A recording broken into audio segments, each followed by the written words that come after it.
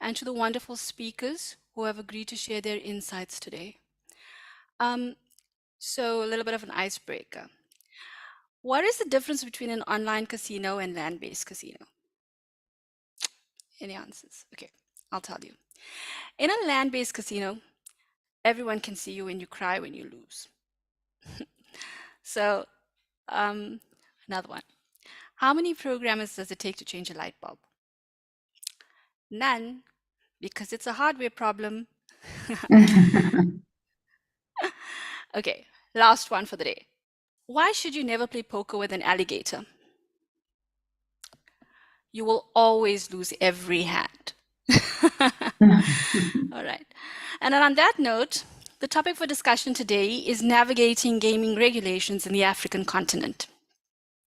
For those of you who don't know me, I'm Annalisa Emilia Samuels, and I'll be chairing this webinar alongside Mr. Sujit Lahiri. He's the CEO of Skillrock Technologies. I have been in the gaming industry for over 24 years now. That makes me old. I started when the very first limited payout machine was rolled out in South Africa, and I was a training officer at Zonke Monitoring System. So I had the pleasure of training regulators and operators in South Africa and moved on to becoming a general manager for one of the largest operators in South Africa. Root operators, that is. Currently, I work in the online gambling space, and I have been involved in that for the last 6 years, bringing product and suppliers to South Africa and actually distributing product in Africa, as well as being very instrumental in business development and account management in the African space. My co-chair, Mr. Sujit Lahiri, is the CEO of Skillrock Technologies and an industry veteran with over 4 decades of experience in lottery and gaming. IT, telecoms, and ITES, which is, I know the acronym for that. It's Internet. Sorry, guys, I will get it to you shortly. He has spearheaded projects across Africa, Asia, Europe, and Latin America with an engineering background and solid foundation in research. He's globally recognized for helping businesses transform challenges into opportunities. So on our panel today, my esteemed colleagues, we have, in no order of importance, but they're all important, Mr. Robin Bennett, who is the Head of Regulatory Compliance at the Western Cape Gambling and Racing Board. Mr. Bennett is someone that I've had the pleasure to work with for the last 24 years, actually, and he's a key person involved in developing standards and processes for various gambling sectors in South Africa. He's a pioneer in his field, and we are fortunate to have him here today to share his insights with us. Secondly, we have Ms. Carla Bastos, who's also an executive manager for the audit department for the Mpumalanga Economic Regulator. She's a veteran in this industry, and she's been with the board since 2009. Ms. Bastos is a part of what is considered to be one of the most progressive regulators in South Africa, having been one of the first to actually go online with sportsbook betting. So we look forward to your trailblazing ideas and your thoughts on the topics that we have at hand with respect to Africa as a whole and South Africa, in the context of what we're looking at. Ms. Gifty Rita Moa, another powerhouse, Director of Legal from the Gambling Commission of Ghana. Gifty Rita currently oversees inspection, investigation, compliance, and enforcement. She works for the Directorate. She currently leads the Gambling Act legislative review, that's a mouthful, and the amendment team, and has been instrumental in driving legislative reforms, restructuring, and modernizing the Commission to meet the needs of the evolving gaming industry in Ghana. I am sure that your comments, Gifty, will be absolutely invaluable to us all, and we're very excited to hear them. Last but not least, we have Mr. Maketse Hosea Malope, a pioneer in the regulatory monitoring systems in Africa. He was also the CEO of Zonke Monitoring Systems that ran the central electronic monitoring system for limited payout machines in South Africa. He is now director of Red Hot Games, a company providing self-service betting terminals, also known as SSBTs, and fixed odd betting terminals, also known as FOBTs. He has met and engaged with regulators in Kenya, Zambia, Tanzania, Uganda, Cameroon, Ghana, Angola, Botswana, Zimbabwe, Mozambique, Mauritius, Swaziland, Namibia, Rwanda, Malawi, and Lesotho. Wow. These engagements were about encouraging regulators to implement monitoring solutions which will assist with improved tax collection and compliance. So to set the backdrop to this discussion today, I thought it would be beneficial to mention a few points. We all know that Africa is one of the fastest growing sports betting and lottery markets in the world. It also has the second largest population in the world, having 18.56% of the world's population.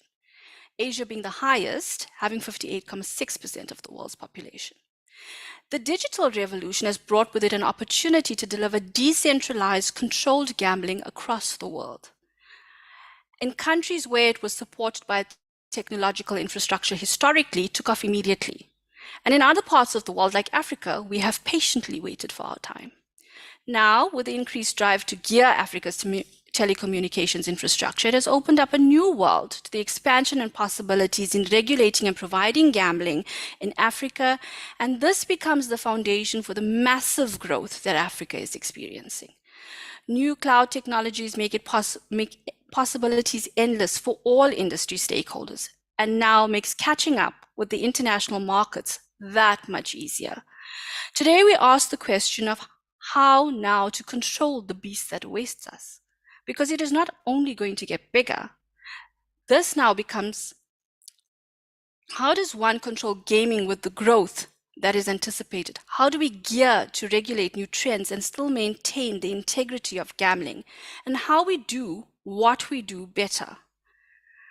Now, this is by no means taking away human intervention required in regulating or managing the social issues. But this forum is to take into consideration technical advancements and collaboration of different aspects around that are available to us to actually drive processes. Like Standard Bank used to say, can we do it simpler, better, and faster?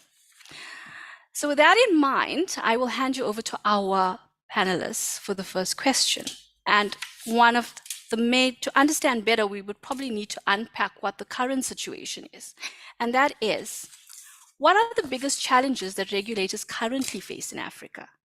Is it problem gambling, revenue underreporting, underage gameplay, inadequate money laundering controls? What are your thoughts, and how could we address some of these issues using your experience? Also, who should be responsible for overseeing these risks? The regulator, the operator. So without further ado, ladies first, let's start with Ms. Gifty Rita. Over to you. I'm muting here. Yes, hello, good morning to everybody. I think that for the most part, almost all the issues that you have mentioned are issues that are affecting all of us as regulators, from underreporting of revenue to inadequate AML provisions to underage gaming, problem gaming. These are all issues that are affecting all of us, or affecting the Ghana, if I may say. I think that because the African market is emerging, it's now growing. Obviously, other places, other jurisdictions have had these issues too. And once the market begins to grow, then obviously these things are bound to happen. So I think that there are issues that, almost all the issues are issues that affect us. Now, I think that to resolve them, or we should address them, I think basically it must be concerted effort actually on the part of the regulator. I mean, it's incumbent upon us to put in place the right rules and regulations and provisions to ensure that the operators are actually doing what they're supposed to do and operating within the tenets of and then conditions of their license.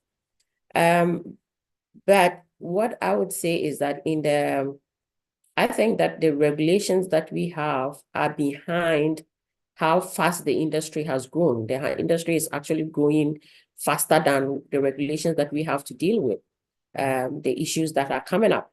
So, in as much as is the responsibility of the regulator, I think the primary responsibility is the regulator's responsibility. It's also, in my view, a national responsibility, in that some of the issues like AML, for instance, the inadequate provisions about AML, for instance, we have guidelines for the industry. The Gaming Commission has guidelines for the industry, but the regulation of AML, or the person or the agency that has oversight, is actually the FIC. So for something like that, it has to be a collaborative effort in order to ensure that we actually have rules about AML that cater specifically to the industry. Because if you look at it, the wider thing is that right now it looks like the FIC's concentration is on the banking sector. So most of the rules are actually more specific or more applicable to the banking sector than it is to the gambling industry. So in that regard, it means that the agencies will have to work together to ensure that the rules are actually practical and also representative of the issues that we have, so that we can enforce them. With problem gaming and underage gaming, obviously, those are issues for the commission to ensure that our operators are actually putting out products that are not harmful, or actually giving operators, punters, the avenues to be able to take a step back and a break from gambling when they realize that there are problems. But with problem underage gaming, we have actually taken it further. We came up with advertising guidelines, which clearly specifies and what you can or cannot do, to the point that for advertising or for marketing purposes, every operator has to get a permit from the commission. You need to bring it to the commission for your advert to be vetted and all of that. You can't, there are a lot of restrictions on what you can put out there and all of that. So yeah, that's our responsibility, but we have also now started letting the general public see that it's also a shared responsibility to ensure that your children do not have access to or are not exposed, that you also have to put in the effort to ensure that they're not exposed to gambling and all of that.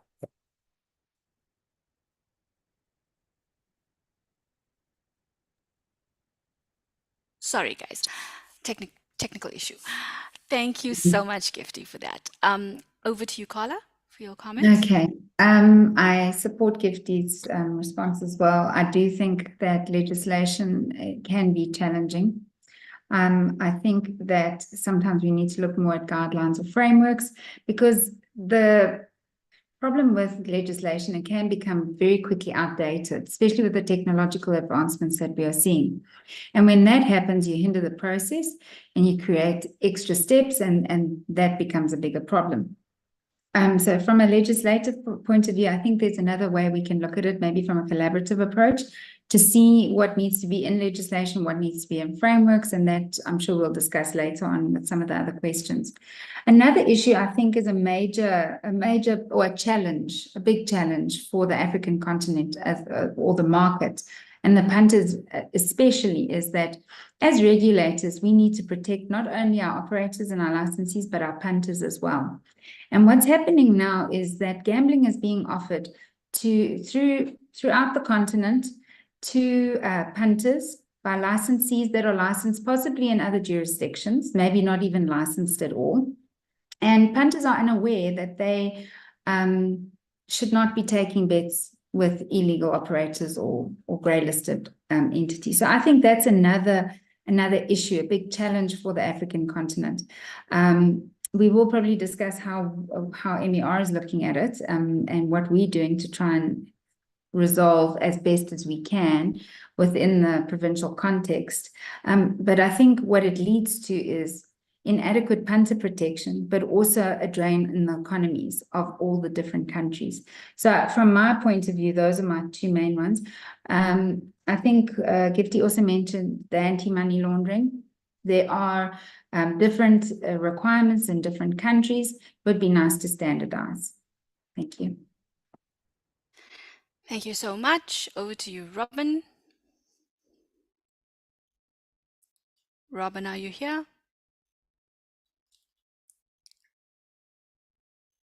I can't see him. Okay, can we move on to Hosea? He'll probably join shortly. He was having technical issues, so apologies for that. Thanks very much, and good day to everybody. I've just noticed that I'm the only representative of the operators here. I'm amongst the regulators, and you rightly pointed out that I started off in the LPM industry, and you also pointed out the number of countries that I've engaged with. So I was maybe fortunate or unfortunate to join an industry where, when we started, the regulators insisted more on 100% compliance, as opposed to we'll change things as we go along. So I would like to comment on two things, two aspects here: under revenue reporting and underage gameplay. And why I'm talking about under reporting is because when we started the LPMs, there was a need for a central monitoring system which will talk directly to the machines so that revenue cannot be underreported. While I'm not advocating for the same approach in sports betting, which unfortunately happens that the horses have already bolted, we cannot change what is there, but I'm sure we can find a way using technology today through APIs to make sure that what happens at site is reported to the regulatory portal within a reasonable time, so that we can basically be able to tell how much revenue is being generated. And I'm in no way suggesting that things could be adjusted, but if we did that, then it means that the regulators can have real-time access to information exactly how much revenue is generated, which means that the chances for underreporting will be minimum. Okay, so I think technology today allows us to do that, and there is ways and means. Without implementing a central monitoring system, there is ways and means through APIs to get the revenue reported directly, or data relating to betting reported directly to the regulators, which will make their job easy, because at the moment they probably deal with trillions of transactions which they cannot go through. Even if you give them 12 months, there's a way that they can analyze the transactions of a single sports betting operator. But if they can feed this information into their portal and automatically do their summation, they will be able to tell how much is going on. So that will eliminate that problem immediately. And then we talk about underage gambling. Yes, underage gambling, when we look at the land-based facilities, through the operators are able to stop that. But sometimes just looking at the face doesn't tell you. I mean, we see how this is dealt with in countries in the US, for instance, in Las Vegas, where you can't buy a drink if they think you are underage. They will ask for your ID. So that somehow, from land-based perspective, is controlled. But when we look at the online, yes, we are saying that you'll check the person's ID when they register, but we do know that our children know more than us, and they can access our devices. Okay, I'm talking about grandkids now. I mean, they know more than me, but I think some of your parents, your kids know more than you. They can access your phone and they can gamble. And therefore, if we were to use technology again, things like biometric, which the banks are using today, or is it face recognition, to make sure that when a person accesses the site, they identify themselves and we know it's that person. So for me, it's just about technology, and I think we can use technology to control, to manage to prevent revenue underreporting, and we can also use technology to stop underage gambling. Thank you. Thank you, Hosea. I also have the same problem when I go to Vegas. People ask me for my ID all the time. Okay, over to you, Robin. Your thoughts, please. Thanks, Program Director. My apologies for what happened earlier. The only thing about being the last panelist to talk is all my fellow panelists took all the good points already, so there's not much to add. However, let's talk about the 4 issues that you have raised there. Of the 4, I just want to separate that between 3 and the 1. The first issue I just want to raise is the one on the underreporting of revenue. Now, that to me is a very serious violation or contravention, and it's somehow different from the other 3, because in many jurisdictions, the critical reason or the objective why governments decide to regulate gambling is for revenue generation. Now, if you are a license holder or an operator who is prepared to act contrary to the objective of that jurisdiction then clearly your suitability must be questioned. But be that as it may, what I'm saying is under revenue reporting should never be a problem for a jurisdiction, because that means it is allowed to be continued. And when we're talking about underreporting, I'm clearly not talking about incorrect calculations on tax returns or system malfunctions. We are talking about deliberately providing incorrect information in terms of that. So I don't believe that should ever be an issue. It should be identified and addressed accordingly. In terms of the other 3 issues, I would believe that problem gambling is one of the biggest challenges, probably very closely followed by underage gambling. And that is also something that we need to address, underage gambling, because I mean, there's been a number of studies that have indicated that children who are exposed to gambling at a younger age are more likely to become problem gamblers. So that presents a problem in itself. Now, problem gambling, money laundering, as well as underage gambling, these are things which could result as a fault of a license holder, either inadequate measures being in place or measures in place, but it's not been actively enforced.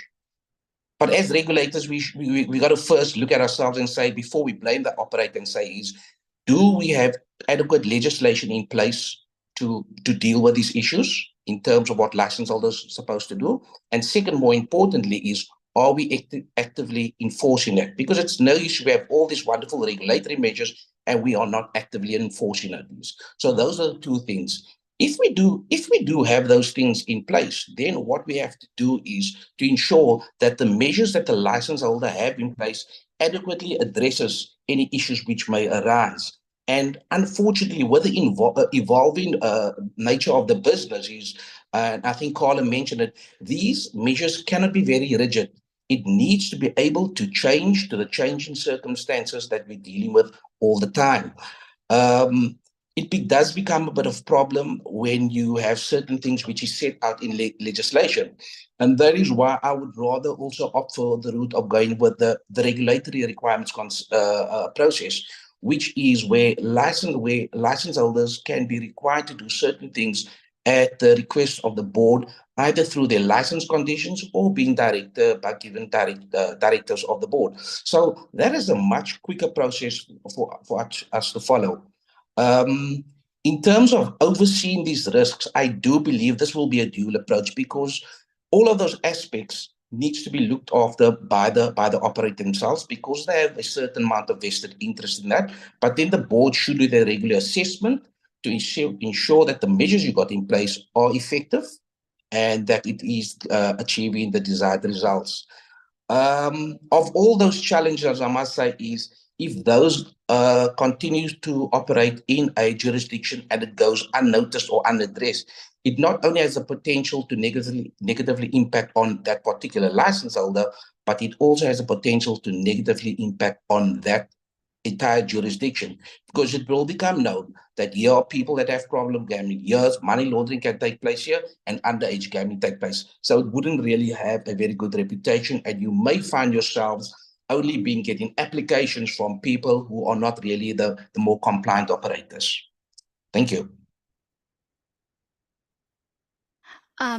Perfect. Just to add one more point that we had in a discussion yesterday, which I thought is so valid, that came through from Gifty, and I just wanted to make a a note of that.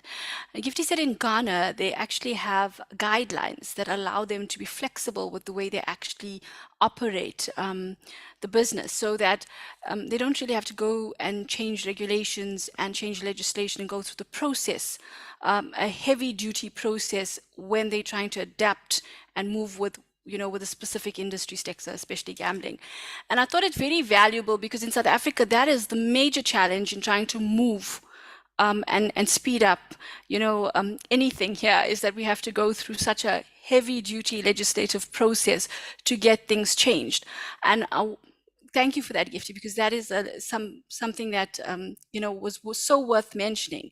That guidelines can actually solve a lot of the problems by having, and you did mention it as well, Carla, this morning in your notes. So I didn't want us to forget on touching that point. We can move on to the next. Would you like to say something, Gifty? Sorry. I mean, I think when I was saying, I spoke about the fact that even with the anti-money laundering, for instance, we have had to put out guidelines to our operators based on what the FIC has. So they've worked with us to have these guidelines for them whilst we incorporate this into the legislation. And you are right. We have that aspect of it. Our law actually says that if there's an issue, that the Minister of the Interior has the mandate to empower the commission to come up with guidelines to deal with a particular issue. So that's what we have been doing. And I mentioned earlier about the responsible gaming and the fact that we have the whole guidelines on advertising and marketing. We wouldn't have been able to do that based on our current act if we were going to do the amendment. But because of that opportunity, we are able to periodically issue guidelines when we find out that there's an issue that's coming up, that's becoming pertinent, that needs immediate attention. Thank you. That's very valuable for us. That's something that we really need to look at. I think across the board in Africa, actually, is to look at the way legislation is actually structured so that it becomes more user-friendly in the way we say it in technical terms, more user-friendly, so that we can be more robust in terms of the way we do business. Sorry, I muted myself. How silly. So just next question. How do you as a regulator, I'm sorry, Hosea, this question I posed it to the regulators, but you can add your comments as well. How do you as the regulator deal with illegal gambling? Thoughts, futuristic plans? And we need to start with you, Hosea, first, because we're changing the list. Well, I think there's two things here. I mean, there's illegal gambling in the land-based situation.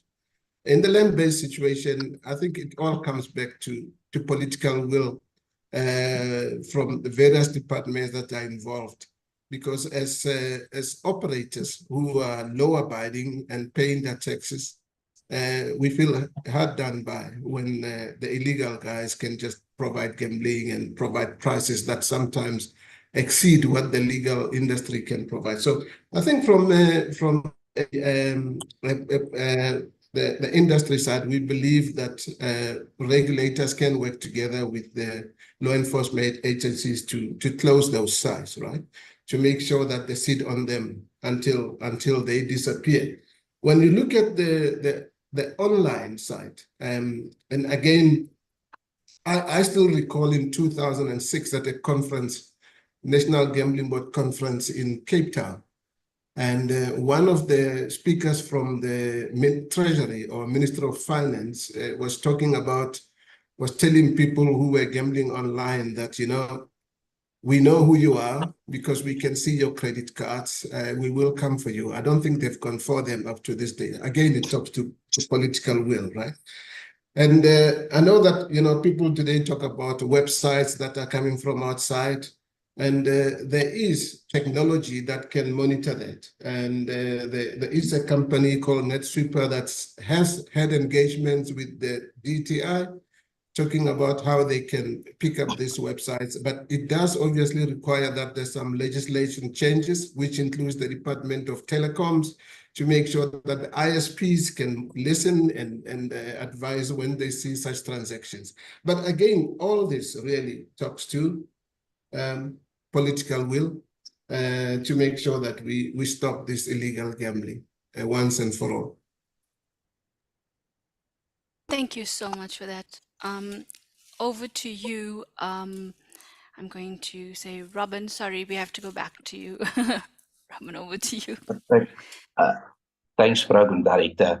I just want to add on what Mr. Molope indicated here, that illegal gambling is probably best dealt with in a collaborative manner, and cannot be dealt with by jurisdiction in isolation. For example, if jurisdiction A manages to get rid of the illegal gambling without engaging or the process or what it has done, to achieve this with jurisdiction B, those illegal operators will just be moving to jurisdiction B. And we all know these people are operating in a type of syndicate manner.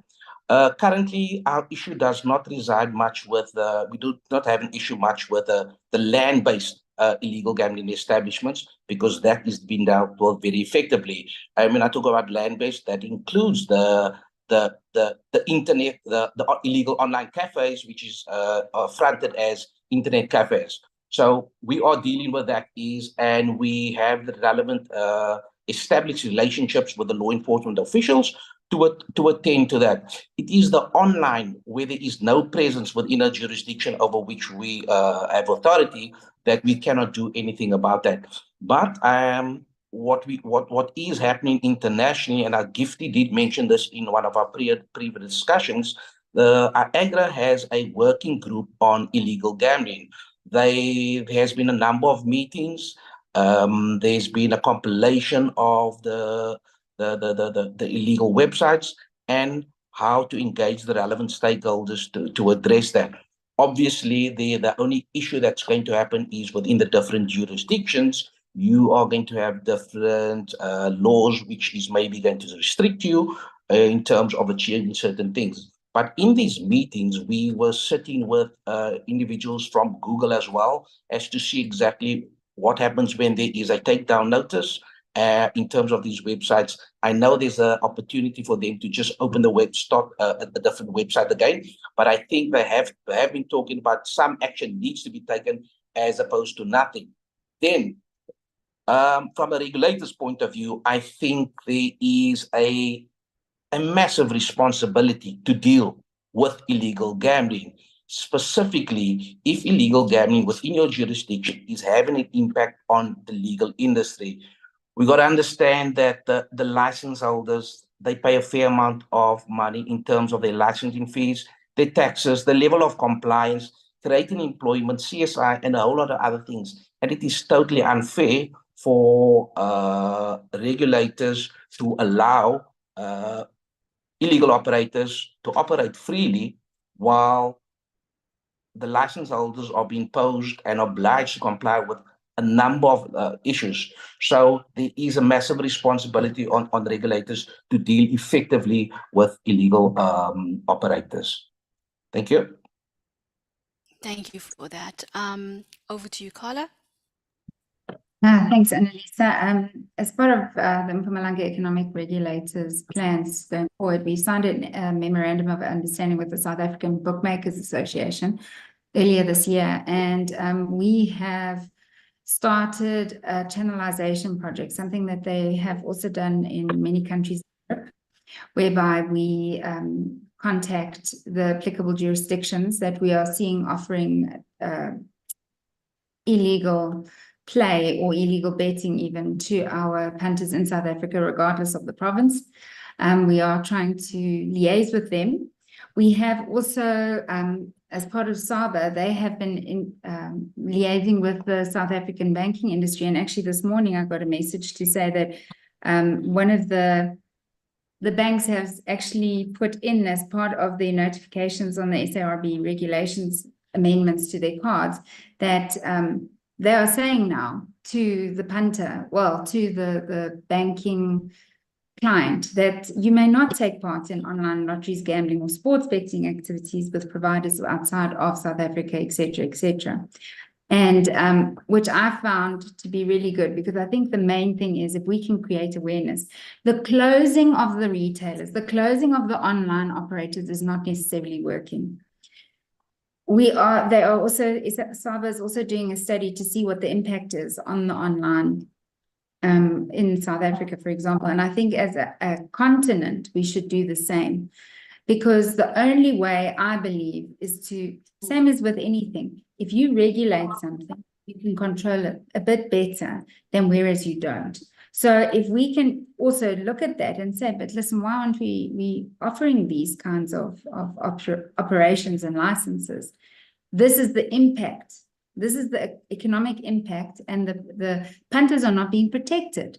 I mean, one can just open an online betting operator one day, take a whole lot of bets, do an advert somewhere online, not with an advertising agency, nothing. Just put a Facebook ad, pay 1,000 Rand, get a couple of people, they put their money in, they close off, there's no protection. There's nothing. So, and I'm not saying we are not doing something towards that, but like what Robin also said, you know, geo-blocking can only go so far. They've got, I don't know if you call it logarithms, I'm not really IT related, but what will happen is when one is cut or closed, they just have something else opening up somewhere else on another URL. So that's what we thought. We thought we'd be a bit more proactive. We also discussing with some of our licensees on how we can create more awareness. We're very proud to have seen that message this morning, because the banking institutions, we rely on them. And they are trying to the best of their ability, also with the trillions of data that they have, to assist. And I just think that, same as what Robin said, a collaborative approach would be best. We will be looking at discussing this with others, but for now, we just wanted to see if it would work, how we could get it going and start it. And Hosea also said it, you need to have the need and the want to do it. So we just feel that if we can support our operators, they can support socially. From a corporate social point of view, they can support. From a punter point of view, we can protect, as well as protecting our licensees and protecting the economy of whichever country it is that this operator is functioning in. So I think, yeah, that would be my input on that. Yeah, I think, again, collaboration. And I think that's going to be the total theme throughout this discussion, is either dealing with a co-regulation approach, you know, and I think Western Cape is very similar to us in that we do that. Same as with the guidelines, you know, this is what you need to do. If you go beyond that, we're going to have a problem. We're not going to trust you. Your suitability is going to be questioned. We are going to think about whether you deserve to continue as a licensee. Licensees don't want to lose their license, because that is a financial freedom that they can't just get anywhere. So they will protect that. And generally, we find them to be compliant. But again, you know, they might know something I don't know. We think we're doing the best that we can, and we're trying, and we think we're good regulators. Thank you. I think everybody's, thank you. I think everybody's to an extent is trying to do the best that they can, but I think, you know, there's a level of code of good practice that can come out of this, having the type of vision that you have as regulators, and having the understanding you have, and the type of foresight you have in terms of the way you look at things. And that vision, if it's shared, can bring about a better result in terms of how operators can do business. So I really think everybody's doing what they can do, but it's about determining whether that best is really best enough, or whether it can be made better, you know, that kind of thing. Over to you, Gifty. I think one of the ways, I think we have been lucky in, if I can say if it's luck, but what we have, you know, the mobile money, it's quite big in Ghana. So a lot of the betting companies have had to utilize working with different payment platforms, the telcos, in order to operate and to take bets from punters. So for us, and the commission, we are able to work with these telcos and the payment platform operators to block any sites that we identify, the payment platform of any site that we identify as an illegal operator.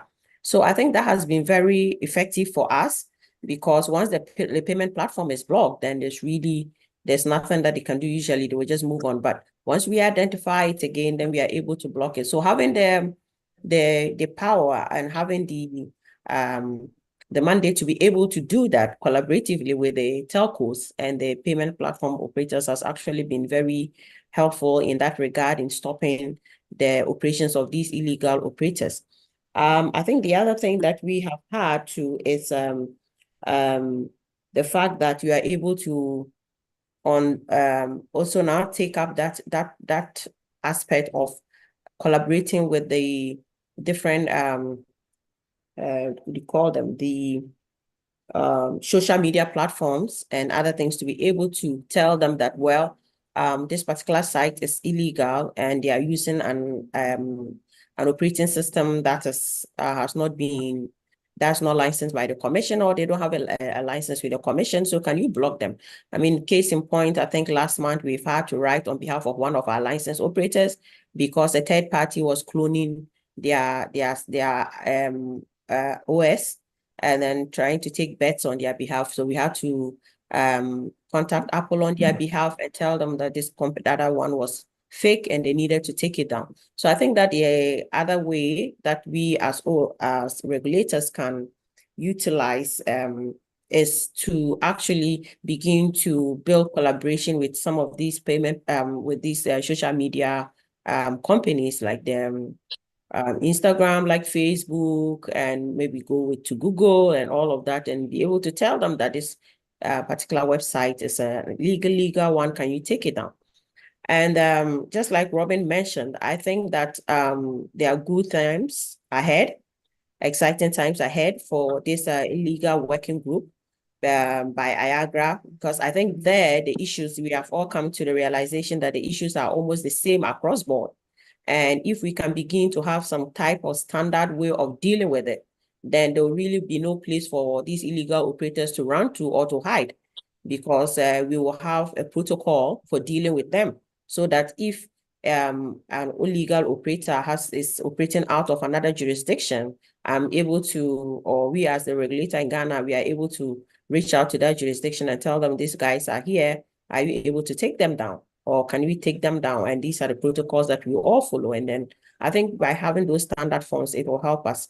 And if maybe nationally, governments are also able to recognize and work with us regulators to see that if we do not protect our licensees, we are going to then it's not fair. Like I think somebody mentioned earlier on that they are paying all this, contributing to nation building, paying their taxes and all of that. And at the end of the day, these illegal operators are taken away from the revenue that they should be making in order to be able to meet their tax obligations to the government. That they have to also collaborate and work and give us the support to be able to, for instance, do geo-blocking and be able to block websites and build an interagency type of collaboration to and take it as a national fight, so that together we can actually be able to ensure that our licensed operators are protected and that we weed out illegal operators. Thank you, Gifty. That was wonderful. You're so right in what you're saying, and I think we are on the right track in the way we're thinking there. Just a little bit of housekeeping. Question and answers will be handled through the Q&A text box. So if anybody has a question, you're welcome to put it in the box and we'll answer it later on. I forgot to mention that earlier on. So let's move on to the next question. Can I just comment on it? Sorry to bother you. I know Carla spoke about the banks, doing as much as they can, but I think if the banks were consistent in how they deal with this, and I'm assuming that to people who are playing illegally online are coming through their credit cards, right? I do business outside the country, and it doesn't matter how much the amount is. When that money comes in, I need to log on to the system of the bank and explain why I'm getting that money. And up until recently, they used to give me a call. So if they were consistent, surely we could kill this thing. And it's just something that I think the regulators maybe need to look at when they engage with the bank and see if we cannot actually stop this thing. Because they're asking me those questions and I have to declare whether it's 20,000, coming from wherever in the world, I have to log onto the system and explain to them why I'm getting that money. So surely the same thing can be applied with the people who are playing online in illegal sites. Yeah. And Annalisa, without this becoming a bilateral, I just have to support what Tesai is saying. And that's exactly why we've started this whole drive to say is let's just start, let's just get to a point so that they can understand more. We have to provide them with portfolios of evidence of what we mean and explain. They've been given lists before, but we are trying to work with them on that. That's really the crux of it, hey? Collaboration again, working with the different sectors, and it goes far beyond just regulating in your own little cocoon and saying I'm the regulator and this is what I do. It's about extending it to what the statutory requirements are and looking at the various statutory bodies and saying to them, right, now let's get together and find out how we all fit into this matrix and how we're going to make it work. And everything is intertwined: telecommunications, FEEC, banking, everything's intertwined in terms of how we do business. So it would actually mean a lot of collaboration, the word for the day. Okay, over to the next question. So UK, Europe, and other regulated markets versus Africa. What can we learn from these mature markets? Well, I would say more mature markets. Obviously, they've been around much longer than us. And is there anything that we should do, that we should be doing differently, in your opinion, or that we can do differently using those insights? So we'll start with you, Gifty, again.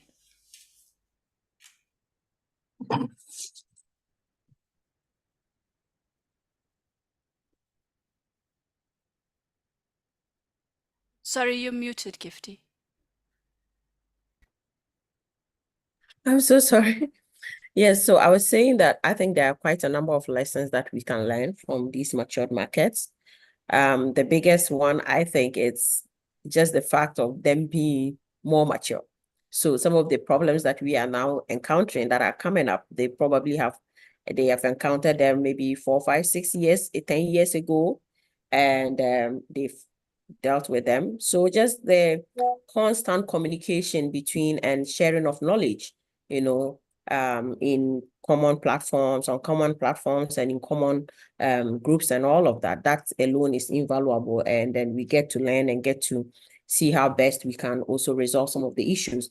But I think the biggest learning is on the side of, for instance, monitoring, on central monitoring, on how they have been able to use that to ensure regulatory compliance and to ensure that there's no underreporting of revenue, and that also that we are able to give them taxes that are actually commensurate with the size of their operations. So I think on that score, it's worth learning. It's worth taking notes and taking lessons from them on how they have been able to implement that and how it has worked out, and what we can also take from that and implement. But beyond that, I think that be that as it may, the issues are also still mainly the same kind of issues. We are still grappling with underage gaming. They are grappling with underage gaming. They are grappling with problem gambling, which is quite big there. And we are also dealing with that, but in a different form, because I don't think on our side of it, it's actually about the fact that people have issues, are unable to bet responsibly, but rather that they are using it as a form of as a way to make income, right? To earn an income. And they are approaching it from a point of employment. There are people who we have encountered who say that gaming is their full-time job, and they have studios that are set up to predict odds and all of that, and they are approaching it as a business. Whereas in other places, it's actually that somebody is gambling away their entire fortune, So in that aspect, we have a difference in what the issues are, but I think the issues now are probably just about the same, and we are all having to try to work towards resolving them. And I was quite, it was a pleasant surprise for me, I think two years ago at Iceland then, when the whole discussion now was big about advertising and marketing and setting guidelines for advertisers and marketing. And we had already implemented that in Ghana 2 years earlier, and for us, I thought that was big for us because we had already recognized that there was a problem with advertising and marketing, and we needed to ensure that our operators were marketing in a responsible manner and not focusing on getting the vulnerable and people who had issues or had problems with gaming, to not target their marketing at them. So, and then to require that they do not use celebrities and no football figures and all of that.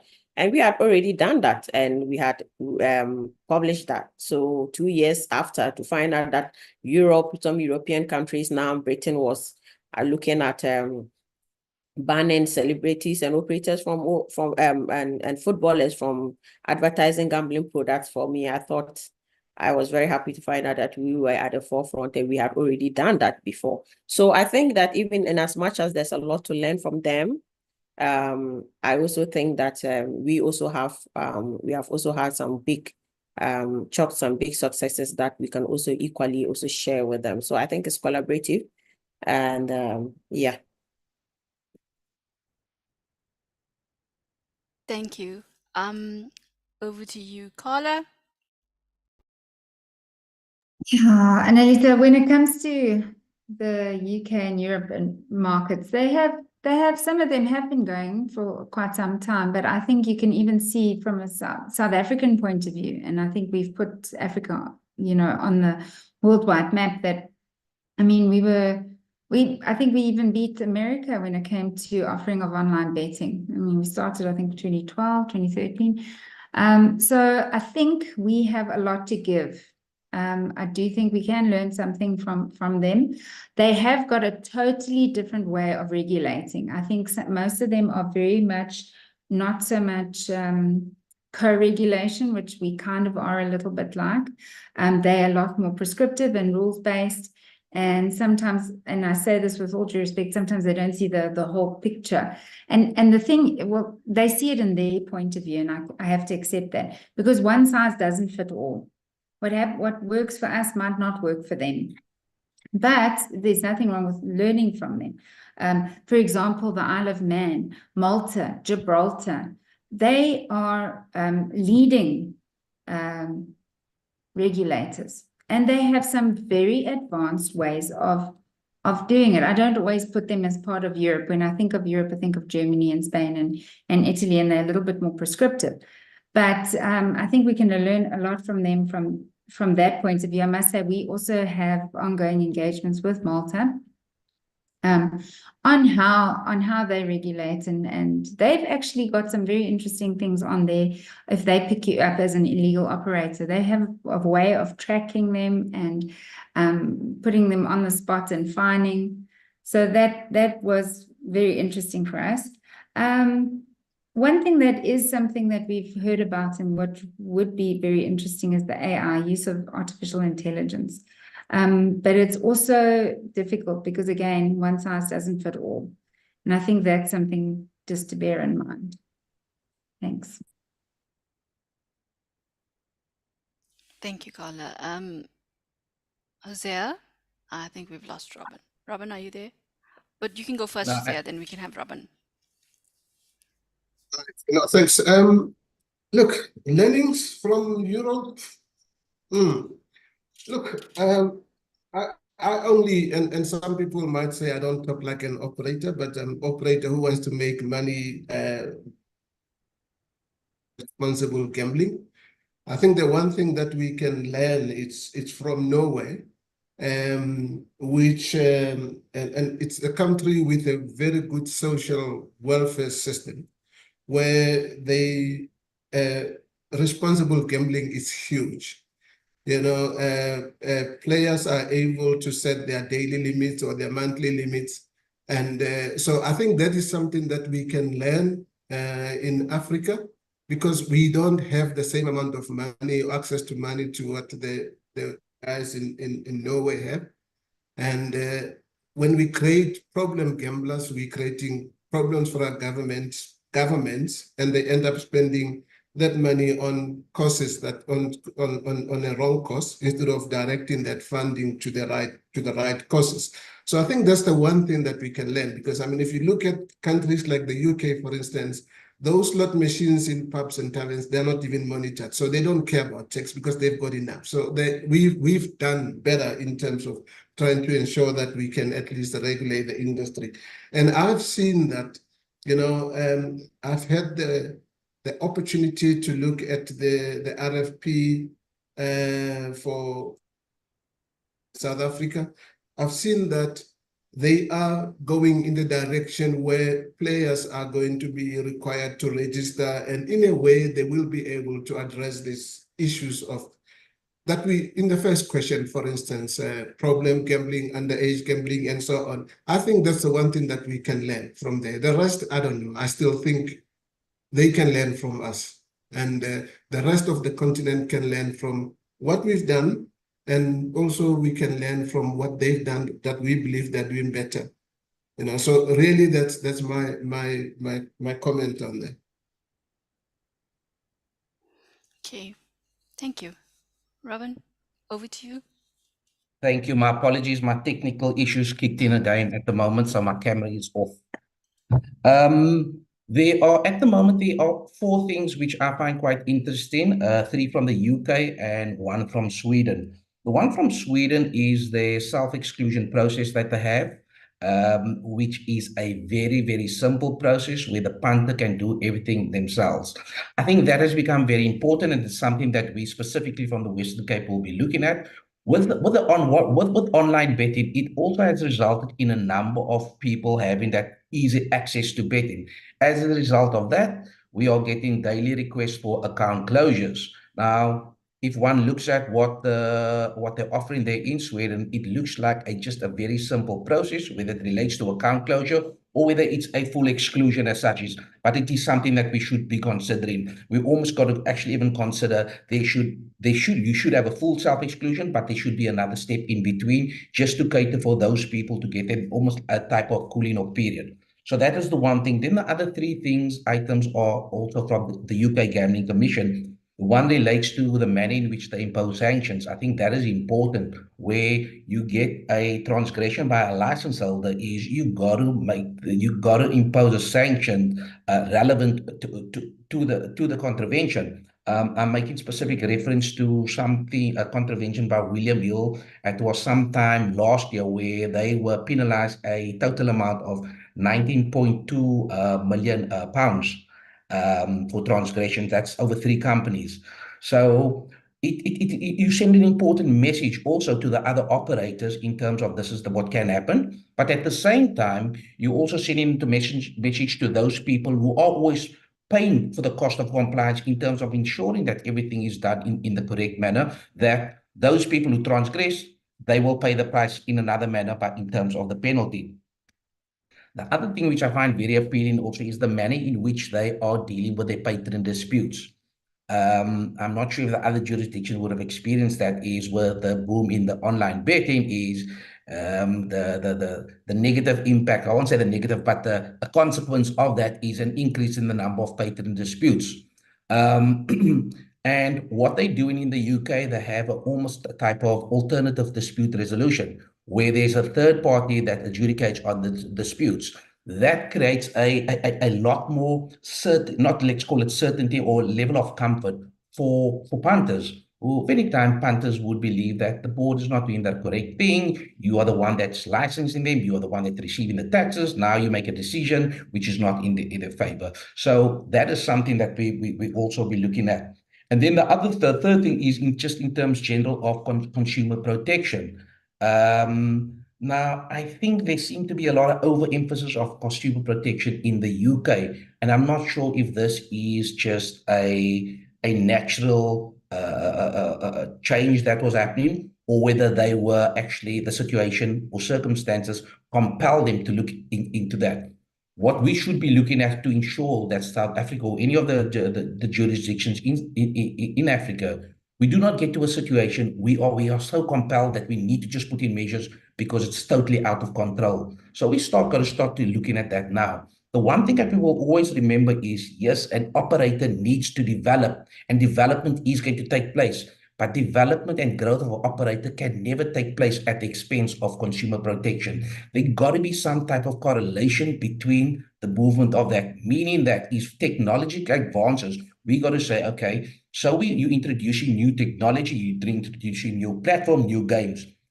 What impact does that have on the consumer in terms of protection? Does this type of game or platform has a tendency to create a more problem gambling, or what is the case? Is we shouldn't be doing these things in isolation. I'm not saying we got to look at that in each and every aspect, but I think for too long, responsible gambling or consumer protection has been something that has been dragged along. We touch it when we get when we have an issue. I think for a long time, our focus in South Africa has been on the exclusion process, which is slightly incorrect, because that is at the end of the problem. We are now going to purely focus on responsible gambling to ensure that the minimum number of people cross over from a responsible gambler to that vulnerable gambler and eventually an excluded person. So, yeah, thank you. Just on that note, I think it probably boiled down to like exposures, Robin. Like how you have exposures for operators, maximum exposures. I think they're looking for the same type of exposure principle for your consumers, because I mean, what is the threshold? If there's no threshold set for a consumer, but there's a threshold set for an operator, the operator is protected, but really is the consumer protected? And I think that was what they were really looking to define or try and get a balance on. Because remember, as a regulator, you have your rule set. As an operator, they define what is acceptable, what their exposure is. But a consumer is left out there in the wild, wild west to do whatever they want to do. So, and all they have is their willpower. And let's face it, willpower is something we can't always rely on and depend on. So we need some sort of guidelines for that. And I think this is where the thinking was, in terms of how do we put some sort of mechanism in to control that type of exposure. And I'm not saying that I agree with it on the levels that they've actually gone, but I agree with the principle that sometimes there is some sort of intervention that is required. And you're right, before it actually gets to that place, we need to try and determine whether an exposure principle is required in this environment or not. Very true. Okay, so I've been looking at our questions, and I think I have to limit them a bit because we're going to be running out of time if we have to, do all of them. I'm going to just pick out what's like really important, and I think there are two that we really need to touch base on. We've covered the other one pretty much in the conversation. What is your view on standardization of products? Now, I know in South Africa we have 9 jurisdictions, we have 9 different standards, because although we have a SABS standard, for example, there are the different jurisdictions, and the boards have the authority or the power to actually determine whether they need anything over and above the standard, so they create additional criteria. Now, the same could be said across Africa. I mean, should there be some sort of standard? That we have the GLI 19 standards that are operating at the moment. Would this suffice in terms of standardizing products across Africa and South Africa? What is your view? Because the complexity of actually getting certification of products in just one country, that is South Africa, is quite a mammoth of a task. And this requires some sort of discussion. We've had this discussion yesterday, and following it through today, I think that it will make for some good and interesting points for our attendees. Over to you, Gifty. You're mute. Yes, yes. So I think that it's important, and it will be for the survival of this industry if we can begin to standardize some of the standards across the continent, and it will make for easier business and lower the cost of doing business across Africa. Just the other day, we were in talks with the GLI on standardization, certain standards and other things for the Ghanaian industry.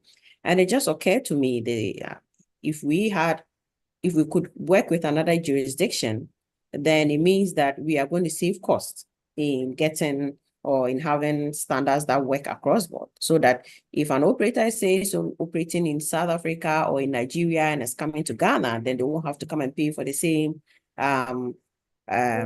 process to go through standardization, you know. So for me, I feel like it is really a good option for us to start exploring, and an option which at the end of the day is going to inure to everybody's benefit, because we are all trying to see how best we can provide an enabling environment for our operators, and also make business doing business in our countries much easier. And it also affords you, the regulator, the opportunity to dedicate resources to other channel the resources somewhere else that is more that would to other places, because then you have that you won't have to spend so much in having to put down a criteria or a process for them to have to do standardization in your industry, in your jurisdiction, if I may say. And it also provides a good opportunity for us to also learn, right, if I may say so, because if we all have like standardized requirements and all of that, then it means that I can easily call up Robin in Cape Town and then just ask, oh, Robin, this thing came up, can you explain? And then he knows exactly what it is that I'm talking about. And I think that's on that score, it will be very important. I think it's a very good thing for us to all subscribe to.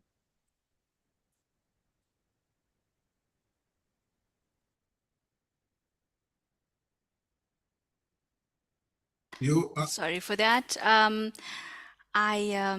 Over to you, Carla. You're next. Okay, thank you. Yes, no, I think it is important that we are consistent. I think that's very important. I do think there could be a lot of red tape that could be maybe looked into and seen how we can do processes quicker. I do think we can, speaking now, maybe boring as an accountant or auditor, rely on testing done at different like BMM or testing labs, as long as the consistency is there, as long as the standards are all the same, I think that can make it much easier. Also, cross-border collaboration, definitely. If we have licensees in the provinces as well, before we go and do an audit or an inspection, we will then first liaise. And it's not just because the licensees may have different companies in different jurisdictions, but they could be related parties.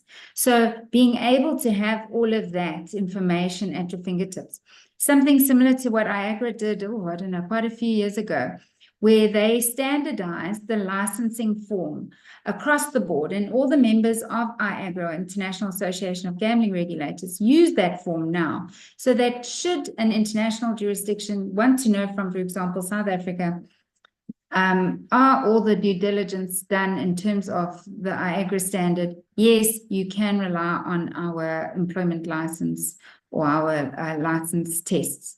So if we could do something similar, maybe for Africa through Graph, there's no limit. One can even do it through IAGRA. I do think it's good to have an even playing field. It just makes for better and easier regulation. Wonderful, thank you. Over to you, Hosea. Yeah, I think sometimes we are West enemies on this, our own West enemies on this continent, trying to reinvent the wheel when we can actually learn from each other and just, copy from each other. Because I believe the gambling industry, if implemented properly, is one of the biggest economic drivers. And I think that the government will listen when we speak. So if we were to look at, and it also depends. I mean, maybe if the test labs are here, they can say if that's going to be bad for their business or not. If they had a similar standard and a product is tested in South Africa, it should just be a matter of pushing it to another country, and you can go and operate. The gambling machine is a gambling machine. It doesn't change It doesn't change shape when it leaves South Africa and goes to Ghana, or go from Ghana to another. It's the same thing. So the standard that we use should be the same. And if we did that, we wouldn't be having some of the issues that some jurisdictions are sitting with at the moment with some Chinese machines. They're sitting with that now because they did not follow the standard and they don't know how to dispose of those. So I believe that, Graph should be driving that process to make sure that whatever we have here at SANA standard, which has been tested and audited by international organizations, it can be rolled out in all countries on the continent, and we use the same standard. And the test labs can tell us if that's going to lose the money or not, but why test here and test again in Ghana, if it's the same gaming machine? Thank you. Okay, absolutely right. I mean, we're still waiting for that asset register, the national one, but we will anxiously look forward to the international asset register that tracks all the gaming machines across Africa. And one day we will have that cross-border collaboration. I do pray before my children turn 50, but I'm hoping. I hope so. Annalisa, I just wanted to Yeah. add from where Carla was, and just following from the discussion from yesterday about having Graph actually be at the forefront of doing this. So I think that for those of us who are here who are members of Graph, it relies on us. It's our responsibility to revamp that group. We revamp it because we obviously from the discussions and that we've had, we can all see that the problems are the same across board. And the key word, as you earlier said, is collaboration. And it is in collaborating and having these standards that are cross board that we may even begin to have a strategy towards weeding out illegal operators. Because if we have standards and it's across board, then it's very easy to see the outlier, to see the ones that are actually not doing what we have set out as the standard across board. And it's very easy for you to pick them out and actually get them out. So I think that Graph, for instance, it's will be a very important body here, and we all need to begin to see how we can work towards making Graph what the International Association of Gaming Regulators is, or even Graph, the Europe version of Graph is, and what they have been able to achieve. Yeah. I agree. I mean, even if working committees can be formed that can actually do the actual work and report in to Graph so that we can mobilize this. I mean, what we need is a bunch of workers now that can just start working and doing this and actioning. We need action. We've got all the potential, Wig but is we need doing that. action. Wig is doing it, so why not? Absolutely. Now we just do it together. Absolutely. I mean, I believe that, if they say it's a wheel that squeals that gets the grease. Somebody told me that a very, very long time ago. So if we squeal hard enough, hopefully we'll get the grease. Over to you, Robin. Thanks, Program Director. Just to agree with what everyone has said in terms of the standardization, but I think, you know what, let's start with it in South Africa here, and then we could expand it there, because we can't even, at the moment, we are having 9 different approvals. I do believe it is possible, and I do believe it was the intention also by the legislature. In 2004, with the implementation of the National Gambling Act, they inserted a provision there for national licenses. Now, clearly, when you have a national licenses, that was to prevent an organization, and I'm sorry to mention the name, but I just remember them, IGT, back in the day as one of the first manufacturers. They would apply, they wanted a license, they would have to go to 9 provinces at different times during the year to make application for the manufacturer license. In 2004, they introduced the National Gambling Act. Surely with a national license and you got a national approval would mean that you wouldn't have to go through to each of the 9 provinces for separate approvals as such. So like I said, that is possible. I think we still need to explore it, because the resources that we have at the moment, I think it's tied up on a lot of small little administrative things which could best be utilized elsewhere. NRCS has approved it, test labs approved it. What are we doing? Are we duplicating efforts here? Thank you. well, in your defense and everyone else's defense, I think it was actually just trying to protect the integrity of the industry when it first started. And I think it was just touch and go. Everybody was just wanting to make safeguard everything. But I think you're at a point now where hindsight gives you 2020 and you can look back and say, okay, I can release the rope that I had tied around this process and I can give them a little bit of slack. So don't be so hard on yourself, Robin. You know, I understand where everyone was coming from in the beginning, because I mean, as part and parcel of this process, it has been very difficult. But it is a learning curve for everyone. And the whole point of this webinar is to understand that we've come to a point where we know what we're talking about and we're here. So we can make these determinations now with full confidence and know that it's going to work. Okay, and we're coming to the close of this webinar now, where we're going to answer a few questions. But before we move on to the questions, I just want to have some closing thoughts. You know, I think that you all are visionaries on this panel. You have great ideas, and I think that we shouldn't just leave it here. I think everyone that has attended today needs to start a mobilization, meaning they need to get involved. Every stakeholder is responsible for bringing about a change. If you want a change, it starts within yourself. You know, I'm not going to sing Man in the Mirror for you right now because that would take too long and we'd be out of time. But essentially, that is the whole point, that if you want stuff to change, you've got to take the initiative. I'll give you a small example. When we worked in the LPM industry, we were hit by many bottlenecks, and we tried to mobilize that industry in so many ways and try to move things. And if that meant sitting in parliament and giving having the discussions, it meant that. If it meant going to regulators and sitting at their doorstep until they heard us, it meant that. In the same way, sports betting and online is no different. What we're essentially saying is nothing is undoable, is not doable. It's all within our hands. We just need to find the mechanisms to get it done and talk to the right people. Collaboration is key. And with me saying that, also just for us to realize that although tomato is a fruit, we don't put it into fruit salad. You know, we got to know, we need to have the wisdom to know the difference between, putting a tomato in the fruit salad. In the same way, Africa is a very complex continent. We have many complexities, political dynamics, etc., cultural dynamics, and we need to work within those complexities as well.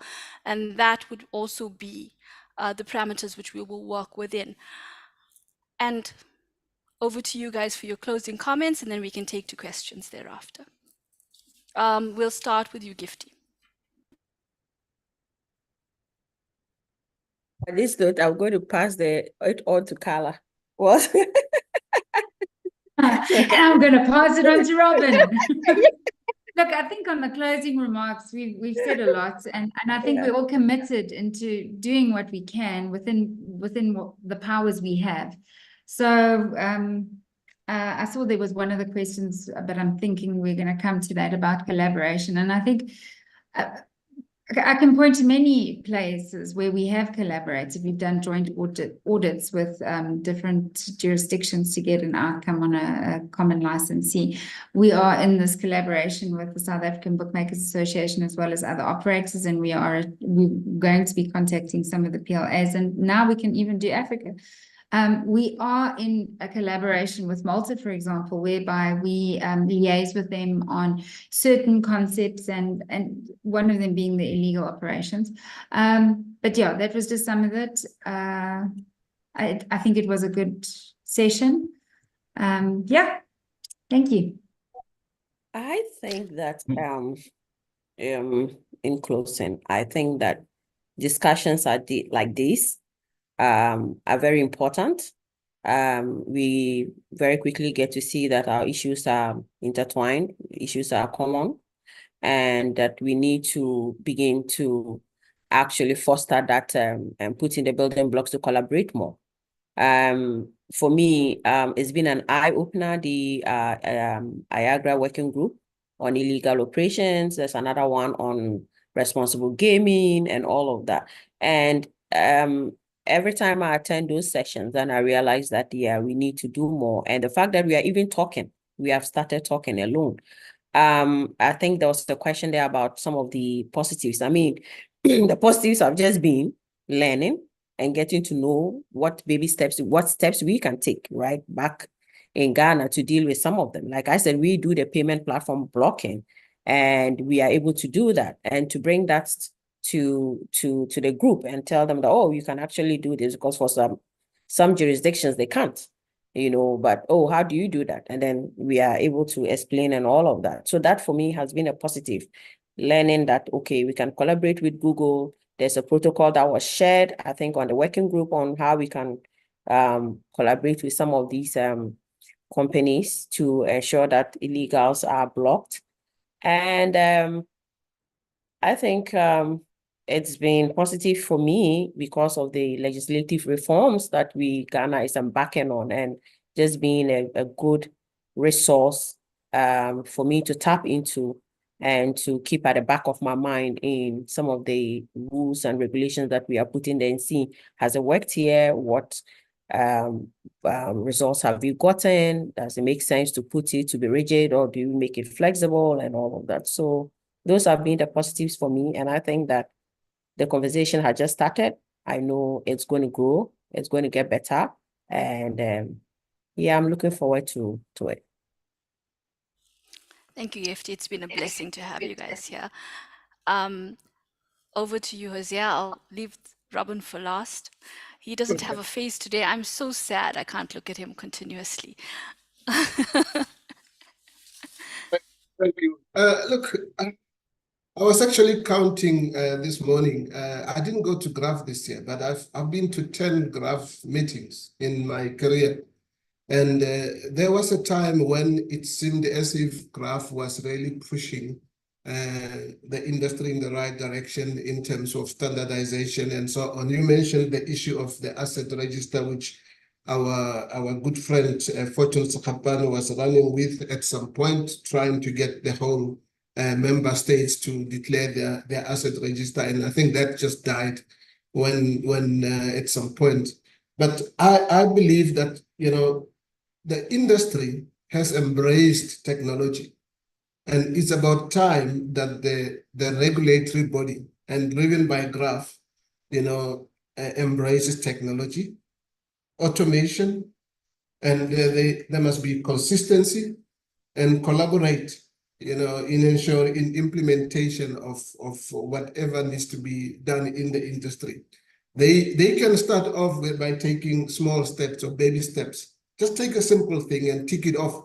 Say, in this year, we managed to deliver this for all GRAF member states. Because if I was not a member, if a country is not a member of GRAF, the question is, why must I join? What have they achieved? What am I learning from them? So unfortunately, as things stand now, and I'm not criticizing people, I'm just saying, other than sharing in meetings, there's very little to show. For the last, I don't know, we're probably going for 15, 16 GRAF meeting soon. There is not much to show. And if they were to embrace technology and automation and everything else and become the leader in the industry on the continent, then you will have those countries which are lagging behind joining, because they want to also embrace the technology and automation. Thank you so much. Just wrapping up there with Robin. We're running out of time for the Q&As, and I see that most of them have been answered. So we've just got 2 questions left, which we will quickly dash to. So Robin, quickly over to you, and then we can go over to the Q&A. Thank you. Not much to say. What I should say is that this webinar was not specifically designed to provide the answers, but what it has done is we were talking about the mechanisms in which to get the answers to some of the issues that we're dealing with. In terms of what my other panelists have spoken about GRAF, GRAF is very important. But I believe GRAF is always done on a very strategic level. There are things that needs to be done on an operational level. As Mr. Malope has indicated, we have a long list of things that never gets attended to. The problem is, I think, if we really want to have a meaningful and effective collaboration between regulators, is we need to make resources available to attend to that. For example, if I go to a conference, they tell all these things that needs to be done.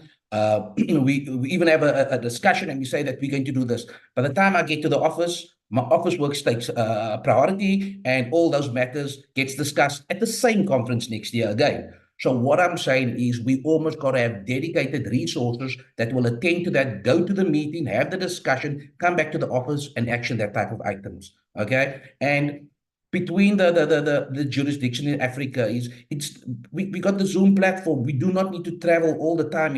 So I think that we can start working on the things. Look at the things that is more important to us is let's give a standard for problem gambling or responsible gambling and exclusions across Africa. Let's start there. I agree with what Mr. Malope has indicated. We do have a number of items, but trying to do all that at the same time is not going to work. Let's take the first one and try to deal with that. Thank you. Thank you, Robin. So I've got a question from Zoe Siwa, and she's got a very interesting question. She says, we use the term collaboration a lot when attending conferences and platforms like this. Can the panelists share any success stories where they collaborated with others in the industry? I have one, and then I can pass that question on because I have one from the LPM industry, and I'm sure everyone, some of the regulators here will share. So when LPM started, I don't know, the MER was the 2003, first I was province here. Yes, and we had the steering committee, do you remember? And we used to have industry stakeholders coming to the steering committee and at all industry players meeting once a month. We used to drive up to Witbank and sit there and work out all the bottlenecks and try and re-gear and set up rules, because rules were not established at that time. I remember it was the most effective workshop we used to have because it helped us streamline LPMs and foster growth within Mpumalanga. And we have to admit Mpumalanga is one of the success stories, of starting and pioneering a new gambling sector in South Africa. And we could say a country because Mpumalanga is like a country of its own within a country. But in saying that, that is one of the collaboration efforts. KZN was the same. I mean, collaborating with industry stakeholders when it came to the LPM association, working with, getting together, lobbying, trying to get the applications approved. There was a 2-year time lag when it came to the approval of applications for limited payout machine operators in KwaZulu-Natal, and that had to be mobilized. I mean, that was an industry stakeholder initiative that actually mobilized that because amendments and there was court action and all of that happened in KZN. So there's various times in other sectors where industry stakeholders, CASA is also one of the bodies that have been instrumental in mobilizing a lot of matters in South Africa. And I say this because I know about the South African context very, very well. But I'm saying it is not without effort that these stakeholders have gotten together, worked together, made submissions, and mobilized whatever bottlenecks that they've had. Now, in this current context that we have, we've just got more than one sector, not just an industry stakeholder, as in just a body. We've got other regulatory bodies that we need to bring in, but I'm saying it's not possible. And over to you. I was trying to say that very succinctly. Over to you, Carla, if you can. And then Okay, I think I listed a couple. I spoke about Malta. I spoke about our joint audits that we've done, which were successful in our findings actually making changes. The other thing that I wanted to mention, and I want to put this invite out there to all operators and regulators that are listening and are on the panel today, that if you would like to join us in our channeling or channelization project, to please contact me so that we can carry on with that, with the South African Bookmakers Association and any other associations that would like to join us.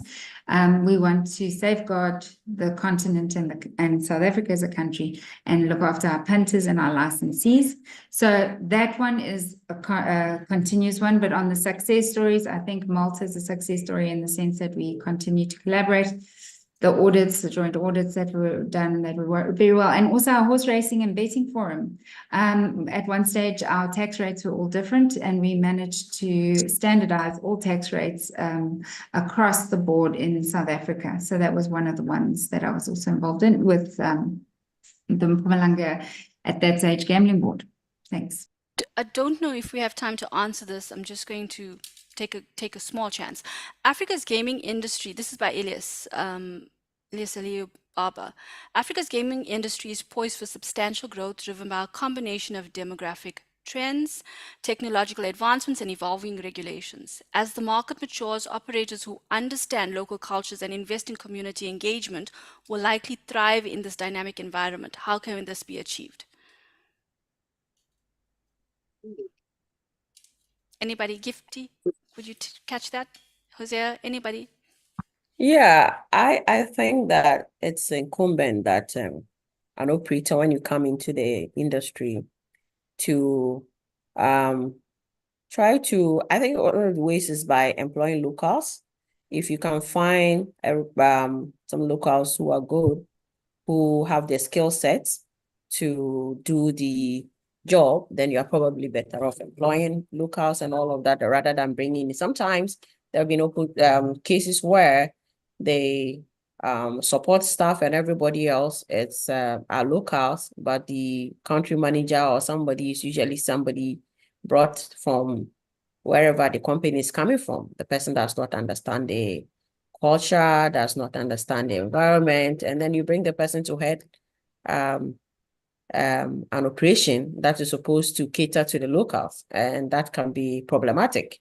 So I think that if a company wants to mean serious business, you should be able to have the faith and find talents and the skill set in the jurisdiction in which you are coming to operate. I think that's one of the very basic and easy ways that you can begin to integrate and actually understand the industry, the culture or the environment within which you are coming to operate.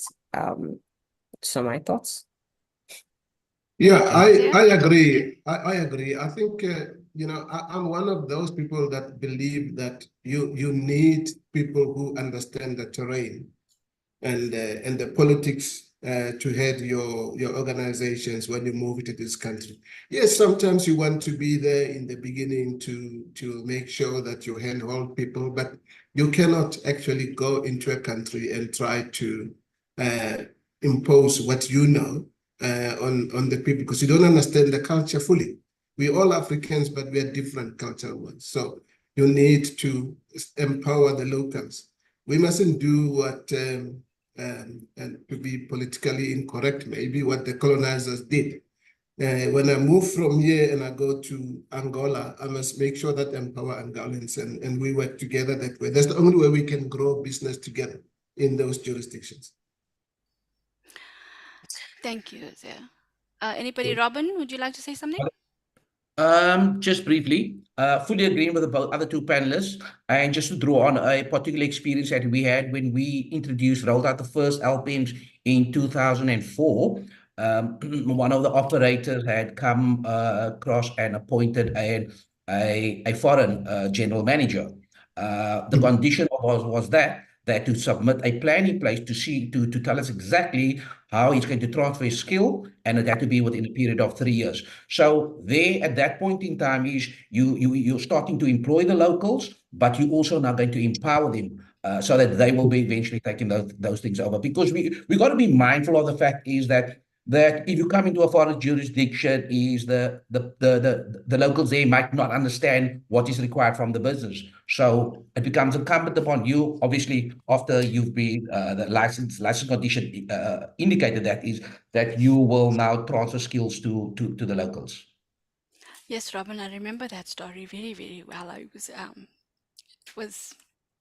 I'm just going to smile. I did not make names. I know. Anyway. Sounds like, yeah. Anyway, thank you everyone for joining this webinar today. I'm really excited about the information that's come out of it. I believe that there's a lot of positives, and I hope you panelists have enjoyed it as much as I have. Thank you for being so thorough with your answers and being so cooperative. Thank you to all the attendees today. I hope we have given you some information that you can leave with that will inspire you, motivate you, and change your world, hopefully. And I hope to speak to you really soon. Please do reach out to us individually if you do want us to answer any further questions, and we'll be happy to assist you in any way that we can. Thank you again. Bye-bye. You.